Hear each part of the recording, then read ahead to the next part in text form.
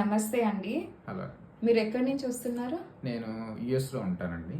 మీరు రిమాటెడ్ ఆర్థరైటిస్ అనే కంప్లైంట్ చెప్పారు కదా, మీ బిఫోర్ సిమ్టమ్స్ ఎలా ఉండేవండి? నాకు ఈ జాయింట్ పెయిన్స్ బాగా ఉండేయండి. మెయిన్లీ ఫింగర్స్ టిప్స్ కానీ ఫింగర్ జాయింట్స్ అన్నీ కూడా బాగా స్టిఫ్గా ఉండేవి. ఎర్లీ మార్నింగ్ అయితే బాగా అసలు టూ మచ్ స్టిఫ్గా ఉండేది.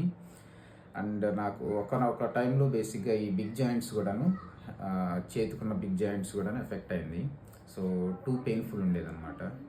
సో అక్కడ యుఎస్లో కూడాను అట్లీస్ట్ ఒక 2 డాక్టర్స్కైనా రొమటాలజిస్ట్ని కన్సల్ట్ అయ్యాను. వాళ్ళైతే మెడిసిన్ సజెస్ట్ చేస్తున్నారు, బట్ అది లైఫ్ లాంగ్ మెడిసిన్ యూజ్ చేయాలని అన్నారనమాట.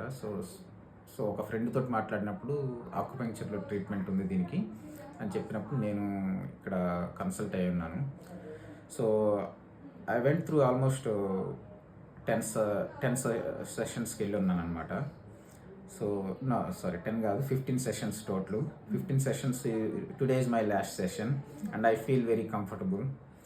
And the pain is 99% pain is gone, and the swelling also almost gone, and my fingertips are really good right now, and the joint pains అనేవి right ఇప్పుడు అసలు ఏం లేవు.